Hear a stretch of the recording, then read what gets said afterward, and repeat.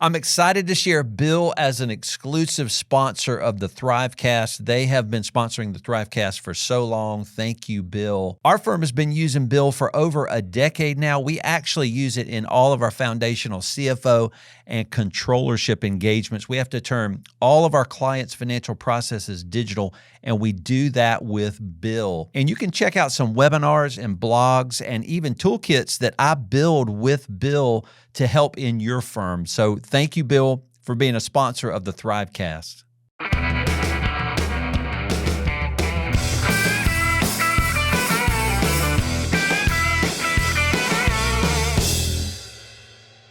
Hey, everybody. Welcome to the Thrivecast. We are so excited. We always bring great guests that tell us so much about this profession, how the profession should work, how it shouldn't work a lot of times. So our guests really teach us so much. So thank you for joining us for another episode. I'm really excited to have Jeremy Clopton on with us, the Managing Director of Upstream Academy. And I'm going to ask him a little bit about that when he comes on. But he started with 12 years with a national accounting firm doing big data and analytics and digital forensics in their practices, which is really pretty cool. And he really has a heart for leaders and the people in this profession. I look up to Jeremy. He teaches me so much. So and he teaches tons of firms, a lot of big firms, how to lead, how to bring people into their firm. And he has his own podcast and has for a while. So, Jeremy, thanks for coming on the Thrivecast. It's good to see you, man. Jason, it's great to see you. Great to be here. I'm looking forward to the conversation. Yeah, very cool. Well, I've been following Upstream Academy for a long time. And tell me how you came into, now you're an owner there with Georgia, I believe, and y'all are directors and lead. Julie and I knew the two founders, I guess. And so what was the journey of what are they doing and how did you come in to work with them at Upstream? Yeah, so right now the founders are enjoying life. They are retired. Nice. And they are Tim is fishing a lot and spending time with grandkids, and Sam, he and his wife were on a mission in Kentucky for a while. Nice. So wow. They are both enjoying retirement as a founder should once they retire. So I got introduced to Upstream actually through our Emerging Leaders Academy. So when I was with a firm on the path to partner, went through the Emerging Leaders Academy, which at the time was a 3-year program, right, designed to help people make the transition into partner. And how do you become high yield, low maintenance is the really big thing. And it was a great program. In fact, I saw you speak at a conference in, I think maybe it was in Denver at the Headwaters Conference. Yep. And I remember thinking, that guy's got some great ideas. He doesn't think like a typical CPA. I'm going to have to keep in touch with him. So it's kind of funny that all these years later, here we are. I went through that program. Yeah. I went through that program, used that as a bit of a springboard to start the analytics practice at the firm that I was with, and then ultimately led the analytics and digital forensics practices. I was an investigator my whole career. Never really did audit or tax. So did that and decided that, I really like speaking. I really like teaching, and decided, hey, I'm going to jump out on my own and make that a career. It wasn't that I was leaving accounting as much as I was following a passion. And that passion ultimately brought me back to accountants, and was working with some firms and reached out to Sam and said, hey, if you ever need somebody to speak at a conference, let me know. I'd love the opportunity. And they got me on the agenda for an upcoming Headwaters conference. And a couple weeks later, he was reached back out. We were chatting again. He goes, what are your thoughts on being a partner? What do you think about joining Upstream? Instead of just speaking at a conference, what do you think about joining and helping us get to retirement, be part of our succession plan? So we did that, almost 6 years ago now. And we put in place a five-year transition plan that included Tim retiring and Sam retiring. And at the end of 23, we essentially completed that plan, and a new journey began as we look to build on their legacy and continue to help firms the way that they always thought possible at Upstream. Yeah, very cool.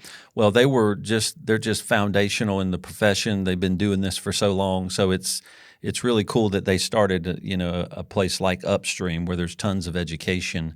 So you teach a lot. You teach a lot of big firms. So I want to dive into some of the things we're seeing that you're going to automatically know a lot about. And so when Julie and I do some transformational work with firms, a lot of times what we're doing is we're helping them change their structure, right? This older consensus-based partnership model, which bogs things down. And a lot of them, more modern firms, do start out with that corporate model. They really have leaders with roles, not books of business and billable hours and things like that. So what are your thoughts on that transition, how to do it? Like, just kind of teach us some things about that. I think that's part of what needs to die in this profession, some of those older models of operating. Is that true? I believe that it is. And, one thing that I've realized over the last several years of working with firms, varying sizes all across the US and Canada, is there's no one way to run a firm. And if somebody's listening to this and they take offense and they're like, look, we've had a partnership model forever and we're going to have it forever. Kudos to you. I mean, go make it happen and be successful. There is not a rule or a law that says you can't be successful with that model. Now, that said, you asked me, do I think that's something that needs to change? I very much do. And it's really the reason that I believe it needs to change is the consensus model is a barrier to growth. And it can get you to a point. And if somebody's saying, look, the point that I want to get to is only 2 partners and we're okay making all those decisions that way, hey, by all means, run your firm in the way that you think is going to be most successful for you, because you can make that work. But when firms are trying to get to 10 million or they're trying to get to 20 million, or maybe they're wanting to go big, right? They're looking to get to the 50 or the $100 million mark. What happens is you get too many people to make the decisions that you need to make to move quickly enough to grow. And that's really what it is. The corporate model, I've had a lot of firms take offense to that over the past 6 months, especially for some reason. I don't really know why. It's not like I just started talking about it, but the corporate word is a bad word, Jason. They don't like the C word. So no, they don't like it. I've been using, we need to run it like a business. Well, take out corporate and just say business. And it's so funny how people are like, oh, I can get on board with that. It's a change in language that matters. It is. It is. And here's the thing. I go back to this to try to get partners on board, because that's the core of everything. Is you've got to figure out, how do you get the partners on board? And one of the big barriers to getting partners on board is the idea that for many, when they were coming up through the firm and partnership was their goal, it was because as a partner, now you're an entrepreneur, now you're an owner, now you have a say. And moving from a consensus model to a business model feels like it's taking that away. And it really isn't. When you run the firm like a business, and again, the question that I go to, that I always ask is, if you had a $15 million client come up to you and say, hey, I've got 8 different owners. Do you think I should invite them into the boardroom every time we need to make a decision? Or do you think we should just hire a CEO and run it? You're going to advise your clients, hire a CEO and run it. Why would you ever want to bring 8 people into a room and get them to agree on anything? Right. Yet that's what we do. Right. That, as a profession, that's what we do. So, one of the things is, if you put it in that context, it starts to get the wheels turning. The other thing that I genuinely believe, though, that's so important to this is, when you move from consensus to running the firm like a business, it actually provides partners more of an opportunity to be entrepreneurial, more of a say in the things that matter, and more ability to have the autonomy to play to their strengths and move the firm forward, not less. But that's it's hard to get people there. Yeah, no, that makes sense, because you're going to move them to a role that they're best meant to be in, and fulfill that role, right? And do all the great things that role is empowered to do, instead of having to wait around and say, are we all good with this? Like, should I go, rent this office building? And it's really pushing that into a role where things, like you said, can move. It starts moving the business forward. Exactly. So, Oh, go That's ahead. what you're trying to do, right? You're trying to move the business forward. Even if you're at a size where you think, we don't want to get a whole lot bigger. Mm. If you want to become more profitable, you have to do the things that you're doing better, which typically means fewer people involved, not more. That's so that cool. Even for firms that are at a size they're happy with, moving from consensus to running it like a business can still improve profitability and really the flow of operations, even if you stay the same size. That's a great point. Was BDO the first large firm that started trying to move to a corporate? I don't know the history of the larger firms doing it. I think they may have tried it, but it didn't work. And I don't know if you know about that. I don't remember the history of which firm went first. I know that in the biggest firms like the BDOs of the world, the big four, obviously the GTs, the Forvises, you really can't survive without it. I mean, just realistically speaking, you've got too many partners to get them in a room to have a say on just about anything other than the 3 or 4 things that the partnership agreement says they're required to have. And that's a point that I guess is probably worth making here, Jason, is it's how you run the business, not how you're legally set up. Like your legal formation can still be a partnership. That doesn't mean you have to run it like a partnership. It just means you have to be legally organized that way. You can still run it like a business. All right, that's an easy pushback. It's, we're an LLP. Well, great. You can still run it like a business. It just means you have multiple people that own it. Yeah, I love that. And that's, I mean, we didn't even realize, but when Julie and I became partners, we said whatever our ownership is, forget it. We are 100, 100. You have a role, I have a role, and we cannot operate successfully without each other, both fully embodying our roles. And so even now when we consult, we go, the legal ownership has nothing to do with how you're going to be successful. It is just a legal designation, and it has a lot of tax, consequences. But, let's run the business well. And so we kind of tell everybody we're all 100% into our role, and nobody else can embody our role like we can. And it's really a change in mindset that's really more impactful than I realized. It is. And it's easy to get stuck in. If everybody does their role, then that means silos and all the things that you're against, right? That you would fundamentally be against and moving to what we call like a one firm culture. But embracing your role means that you are leveraging your strengths for the betterment of the firm. And there's very few things that I would consider are more of a one firm mindset than that. And that is, I don't have to have a say in everything because I'm going to have a say in the thing that I am best suited to be in. And at the end of the day, all the owners, they still have a say in certain things. The governance documents, the legal framework, it will say all owners must vote on these 5 or 6 things. Great. If everybody's got to have a say in those things because the governance documentation says it, then let's have that. But they don't all need to say in what color a copy paper goes in front of the planner each year, right? That's an operation. Let's just move on. And I've talked to firms that, jokingly have said, no, we've had similar conversations where everybody had to agree. Should it be a light blue? Should it be a light orange? Should it be a beige? It's like, oh my gosh. Please. What are we doing? Wow, that is crazy. Well, so that's something that really needs to die from your opinion in our profession. Kind of what's the first thing y'all would do if you take firms through this transformation retreat or whatever education? If they come and say our model's bloated, it's not working, we've got 15 partners, this has got to change. What are some of the first things you're going to do or say or counsel with them to make that change? And how long is that going to take? Is that a few years of a journey to get done?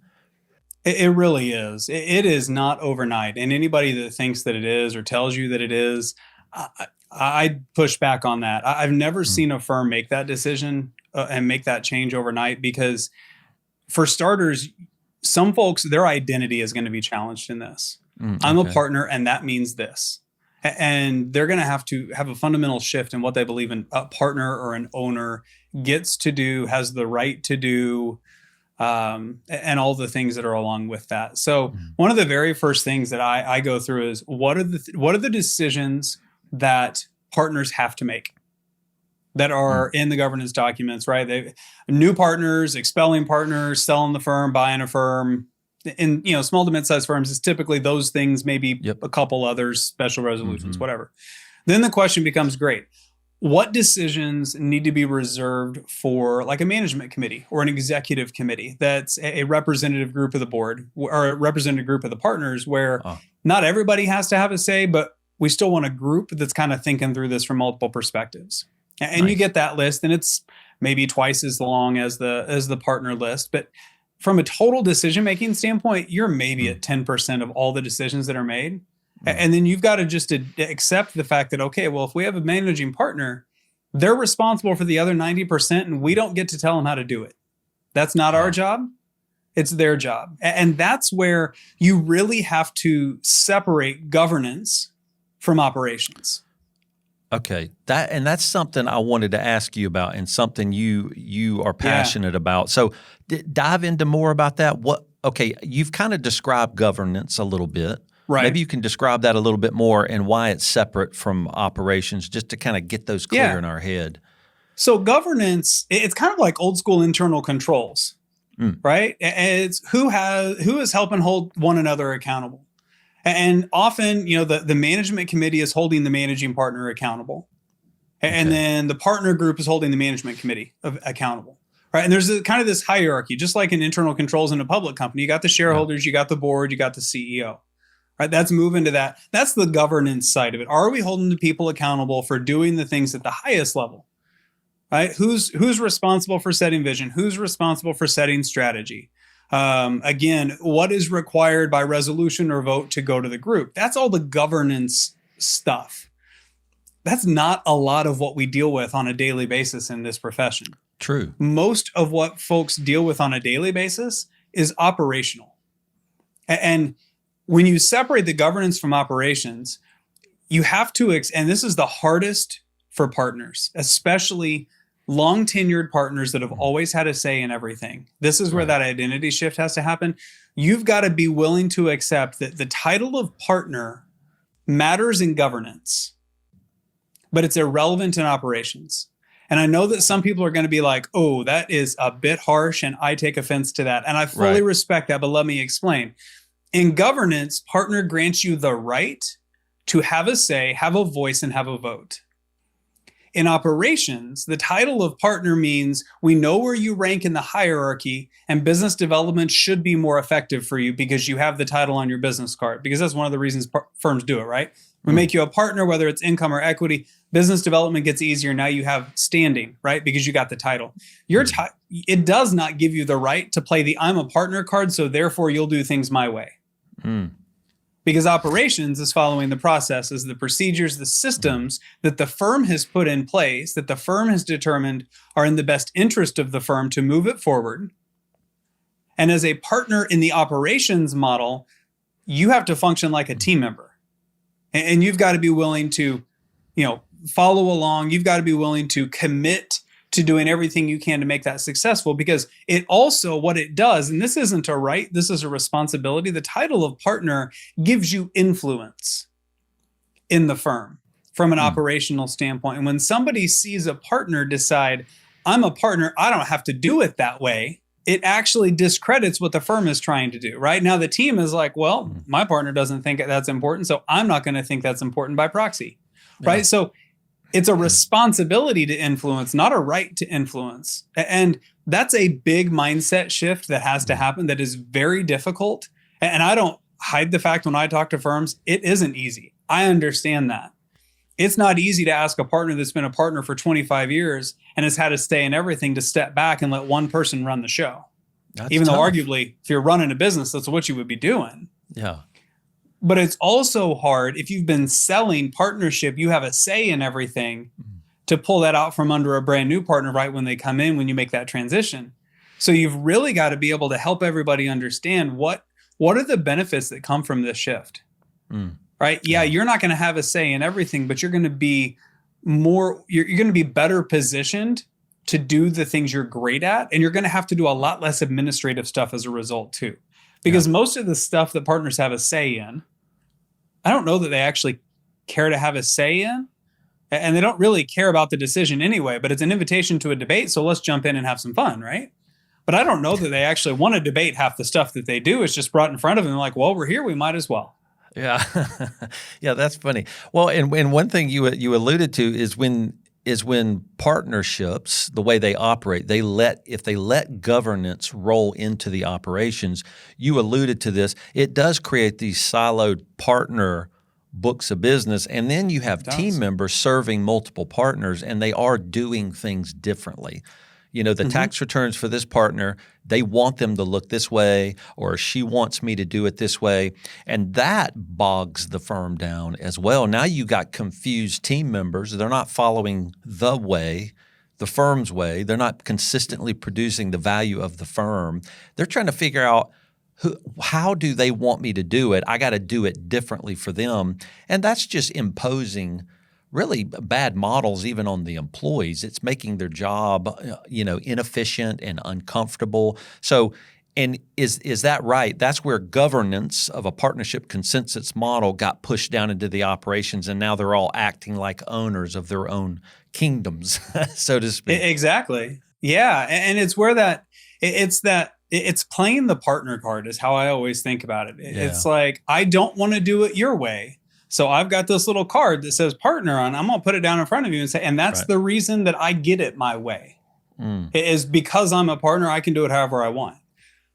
If you're running it like a business, you do it how is best for the business, not the way that you want. And that has to be a transition that happens.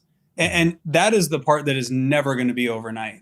If you think you're going to go in and get 7 or 8 partners to stop doing it their way when they've done it that way for 30 years or even 3 years, you're setting yourself up for failure, because it's not going to happen. It's going to take a lot longer than that.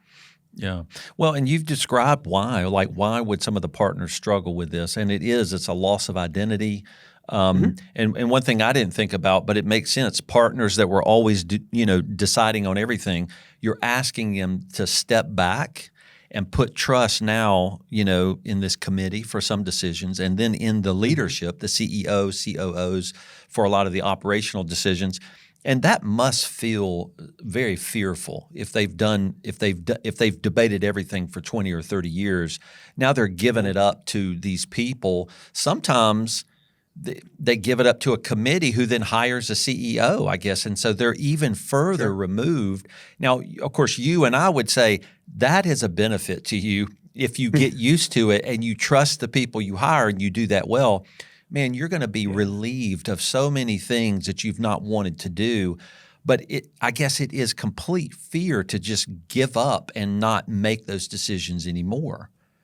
It is. And it's a fear of, part of it is a fear of, will they do it the way that I would have done it? Yeah. Probably not. Just realistically speaking, probably not.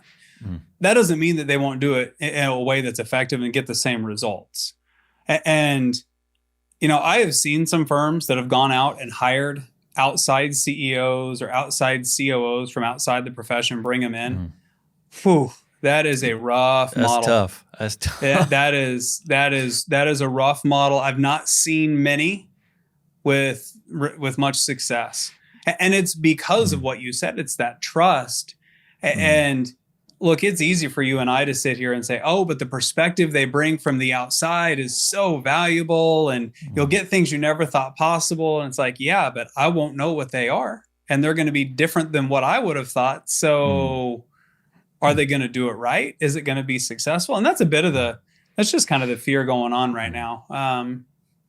Often I see that the managing partner comes from within. Yeah. It doesn't have to be the most tenured partner. A lot of times it's kind of the last stop before retirement. You don't see, or traditionally, I will say that the firms that we work with, and I'm thinking right now of firms that are, let's call it 10 to 40 million, more and more of them have managing partners that are in their early 40s that have a long career runway ahead of them where they may not be managing partner for the rest of their career. And they may be managing partner for a few terms and then let it on to somebody else. And that takes a whole nother level of trust, doesn't it? To say, hey, I've been in charge and now I'm going to be okay with somebody else being in charge. And there's a whole lot of different, different transition challenges that go along with that. But they're good challenges to have. And that's one thing that I try to tell firms is, look, if you're trying to figure out how to move from consensus to a business model, that means you're doing the right things and you've been successful. Because if you have that option, you're not failing. That's a great point. Yeah. And it doesn't make change any easier. I mean, change when you're successful is arguably much harder than change when you have no choice. Yeah, but that's true. Yeah. It's a good place to be because you've got a track record and you can make it happen. You need to be okay with progress instead of perfection because it's not going to be perfect. And you have to be okay just getting incrementally closer to that business model over the course of, call it 3 to 5 years. You're going to be more successful that way than just saying, all right, overnight, we're going to flip a switch and tomorrow you have a say in nothing.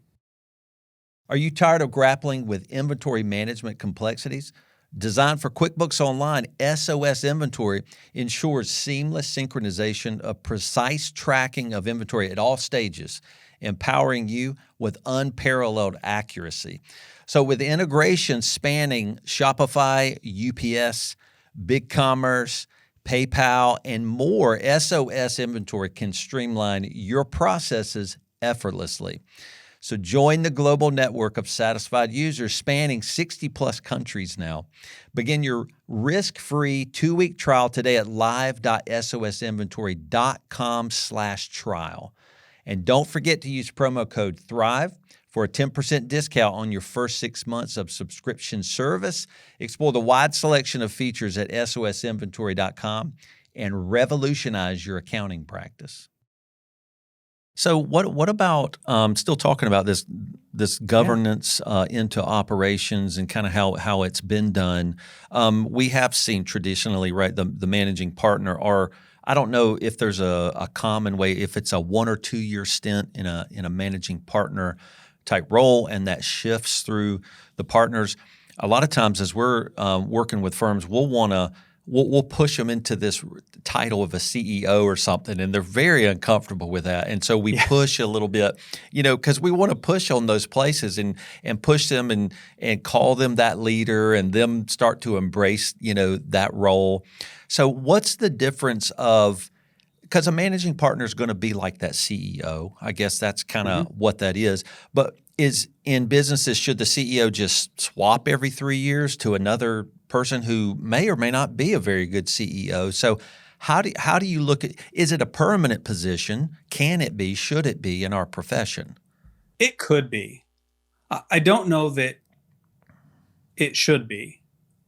I guess I don't technically know that it shouldn't be, right? So when I think about that role, and you're right, so many are hesitant to be called CEO. And I think so much of it comes from a place of humility because they don't want to be separated from their partners because they are partners. And that camaraderie, that unity is super important. And you've got to have that trust as well. That's cool. It is a better reflection, I think, of you're running the business. And often those that really, really, really want it for the title probably aren't the right choice to be the CEO or the managing partner anyway, because they don't have that humility. Yeah. Do I think it should be a permanent post? I don't know that it should. My belief is that firms should select their managing partner rather than elect the managing partner. I see. Okay. And you make that selection based on the needs of the firm for the next, call it 5 to 10 years. Okay. I know in the college sports world, you get a year and then you're gone if you aren't successful. I don't think that works in the CEO ranks. No. I don't know a lot of change that is meaningful that you pull off in 6 months. Right. So the meaningful change is going to take time. I like to see it where a managing partner has a vision for the firm. Maybe they've come up with that vision with the partners, and that's how they selected the managing partner is, we believe this is the best leader to get us to this vision. And then they are selected to lead the firm to that vision. And then once the vision is achieved, 5, 7, however many years down the road, then the firm goes through and selects another vision. And then you can assess, are they the right leader to get us to that vision? And as you change, right? Somebody might be a great managing partner to the $15 million mark, but they won't be the best managing partner to get somebody to the $30 million mark. Yeah. Because they were willing to take the risks, maybe, get a little outside the comfort zone to get to that point, but they weren't okay taking the bigger risks that are going to get to that next threshold, right? And 15 to 30 that's a jump. I realize it's doubling, but there are a lot of significant changes that happen through that 15 to $30 million range. And you get more partners, the governance, the operations, all of that becomes more impactful. Your growth has to be more strategic. That's typically when you get to the point of the firm having a bit of an identity crisis. Do we want to be a local firm? Do we want to be a regional firm? Right. What do we want to be great at? Who do we want to serve? And all of a sudden, the things that have got you to where you aren't the things that are going to get you to where you need to be and want to be.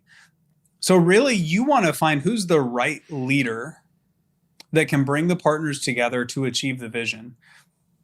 I do tend to prefer a managing partner to have terms.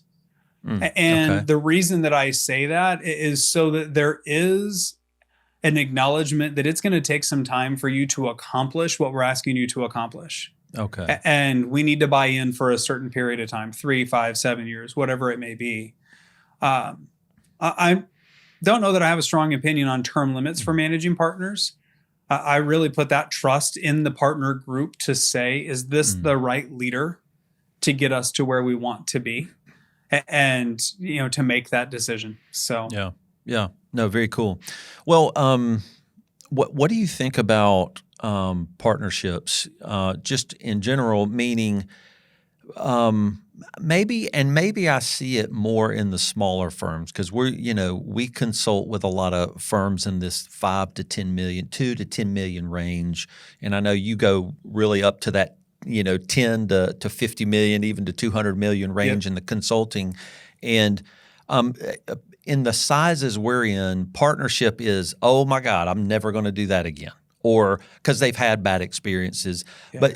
But you alluded to, a minute ago, a partner going, I need my partners, and Julie's my partner, and I can't imagine being able actually to accomplish my job without her role, her thought, her counsel, her leadership. You always have somebody to go, am I doing this right? And they're going to tell you because they want you. All they care about is you being successful. And it's like a superpower to me. But then a lot of people we hear, they're like, I would never have a partner in my entire life. So what is this? I don't know. I want to change that. I want people to know that doesn't have to be that way. What do you think about this partnership fear? It's a fear of trust, right? It's a fear of creating unity. It kind of goes back to that governance and operations type of thing. From a partnership standpoint, one of the things that I see firms talk about all the time is, we're going to be at this amount of revenue, so we're going to need X number of partners. No, you don't. Right? Legally, if you're a partnership, I think you have to have 2. Outside of that, you actually don't have to have other business partners, right? Because equity partners specifically, if we're real, just strip it down to what it is, it's owning the financial risk of the firm. Yeah.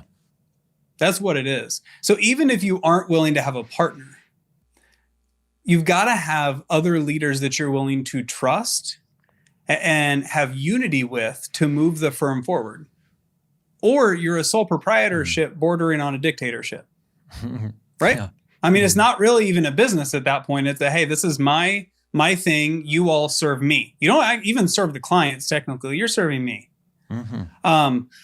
I get the fear of partnership because asking at the end of the day, you're asking yourself, who am I willing to co-own a multi-million-dollar company with? And that is not a question that you should ever take lightly.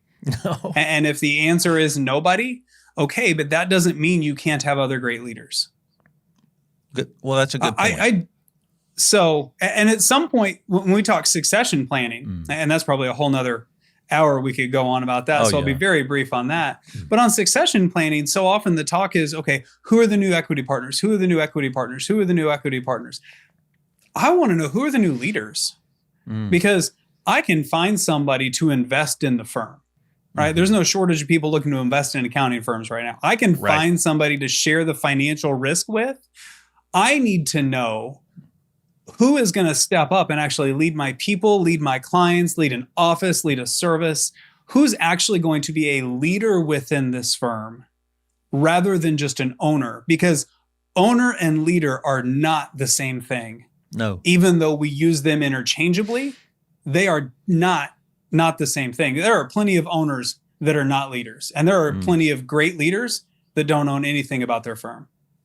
Yeah, because leadership is a sacrificial commitment you make to the vision of an organization to move forward, knowing you won't always agree, even personally, with things you want to happen, because you are doing it for the sake of this larger organization that's caring for a lot more people, that's serving a lot of clients, and it can't be about you at a certain point, or you'll bog down this whole company that's meant to really care for a lot of different people. So a leader is an amazing type of person, and we hope owners can be leaders, but they're not always able to grasp that.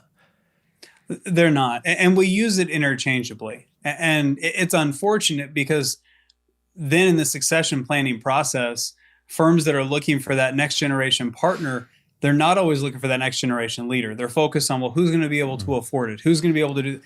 Look, we can solve that, but if you don't have a leader, it's not going to matter who buys it, because it's not going to be successful. That's a good point. Yeah. So look for a leader that may become a partner. Yeah. Or may not. Yeah.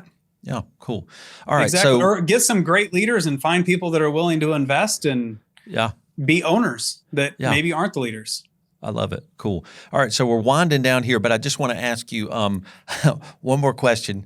I could ask you a lot of questions. It's a big one, so I don't know how you're going to answer it, but what are you seeing about, in the next 2 to 3 years with our profession, and talk about private equity and what it's doing?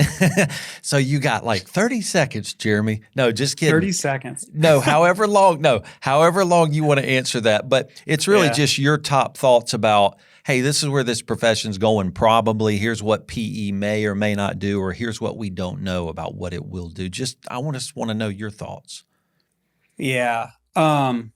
We have a great profession. I love the profession. It's a spectacular profession. I don't think that's changing anytime soon. And in fact, I strongly believe it is not. No. We're an evolving profession. We're changing. We're becoming more advisory. People act like we've never been advisors before. I fundamentally disagree with that. I've known plenty of great advisors that retired in the 90s. Yeah. In the early 2000s. And I would say earlier, but I just didn't know the partners at that point. We've had plenty of great advisors over the years. We're becoming more advisory. Clients still need compliance services. Yes, there's going to be plenty of tech and other options to get it. That doesn't mean they're going to want it. People are still going to want the personal touch. So we have a great profession. We have tons of amazing firms in this profession. Some that are fiercely independent, some that are on the fence, and some that are looking for an exit strategy because maybe they didn't have the succession planning they should have. Yeah.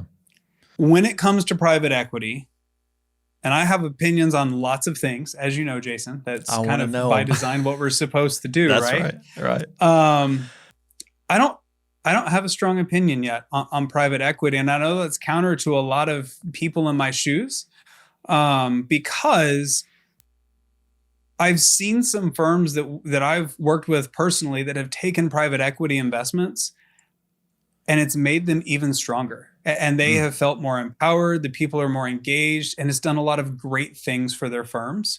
And they didn't have to take it. They chose to take it. It wasn't, we're going to fail otherwise. These were ridiculously successful firms. that are now even more successful. And that started to change my opinion of it, right? I kind of jumped on the bandwagon. Everybody did initially, and like, oh my gosh, the sky is falling. It's going to be horrible. All the things. Look, I don't know that it's going to be all that horrible. But I also don't believe that we have enough information to make that decision yet. There hasn't been a turn, right? Everybody's still on their initial investment. Right. At least everybody that I have heard and read about is on their first fund, right? They haven't had the next sale yet where the value is then realized in the sale. I don't know how that goes. And I'm really reserving any, I guess, formal opinion on private equity until that happens and we kind of see what is the impact. Because for the firms that have taken it, some firms it's been great. There have been horror stories too, right? We've all heard those. We've talked to people that have left firms that had private equity investment and it was the worst thing ever. Sure. But yep. You and I have talked to people that have left firms that had M&A activity and thought it was the worst thing ever, or they got a new managing partner and they left because it was now the worst firm ever. Look, it's change. It's different. I don't believe there's a great consolidation that's going to happen and there's just going to be a handful of firms. I think there are too many great firms of small to mid-size, even big range, in the hundreds of millions that are doing so many good things and right things that they don't need to consolidate. They don't need to take investment because they're as profitable as they want to be and they're really, really profitable. So, I mean, I could be completely off on that. Maybe there is some consolidation, big consolidation happening. I don't see that. I see firms that are looking to grow faster than they are comfortable investing. Private equity seems to make sense for them right now because it allows them to get access to capital, to get access to tech or people more quickly than they otherwise could, asking the partners to chip in the same amount of money right over the same time frame. Nice. So, and I think it has the potential to be really good. I think it has the potential to be really, really bad. Obviously, both sides could happen. I just don't know that there's enough information out there yet on what happens next to really know what that is. Succession planning, M&A, we've seen all that. We know the indications of that's working, the indications of it didn't work. Some firms have, become spectacular at M&A deals where they can acquire a firm and integrate them and it's really successful and they lose very few people. Others, not as much. I'd say, PE will be somewhere in the same vicinity. And then you're still going to have a lot of great firms. A lot of the firms that you and I work with, right, that are in that under 50 million range that, we could take a big bag of money and ride off into the sunset and, sell to private equity, or we could keep doing what we're doing, have a blast doing it and still make good money and feel really good about our people. Yeah. Very cool. Well, that's good.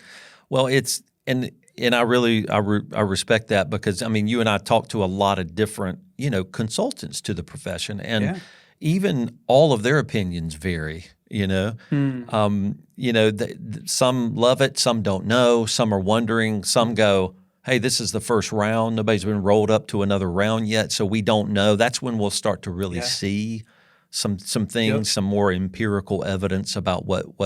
But also everybody's even doing private equity for different reasons, right? Some do need an exit plan. They just don't have anything in place. They can't do it, and the partners are too old, and they have to get out.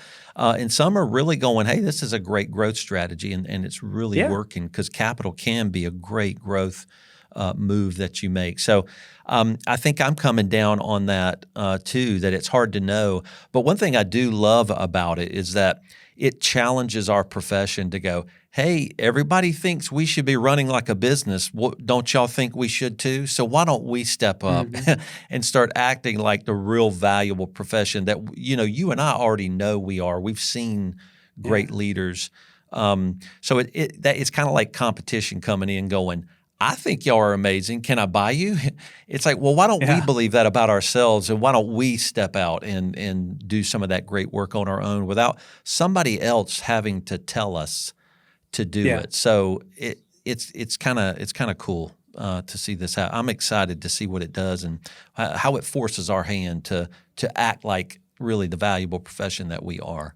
So very cool. And we've gotten better at change in the last 4 years. And the more that continues, the better the profession's going to be. Sure. And there's still plenty of great people in it, and there's going to be plenty of more great people join it. And I'm excited to see where it goes. I'm glad that I've got a pretty decent runway ahead of me career-wise to keep working in this great profession and all the amazing firms out there and see what they achieve. I'm excited. Yeah, cool. Well, Jeremy, thanks for hanging out with us on the Thrivecast. Should people, where do people go just to learn more or kind of consume some of your content or the things that you guys do? Definitely. So they can find Upstream Academy on the internet, obviously upstreamacademy.com. We also have a podcast called The Upstream Leader, and you can find that. It's on our website. It's also pretty well everywhere you find podcasts. Again, The Upstream Leader. And then easiest place to find me is probably on LinkedIn. I'm there, fairly active, easy to spot. So I'd be happy to chat with anybody that's listening in that wants to talk more. Very cool. Okay, Jeremy, thanks for joining us. I appreciate knowing you, and thanks for your leadership and mentorship and guidance, man. Likewise, Jason. Thanks so much. It's been great. Take care. See you, man.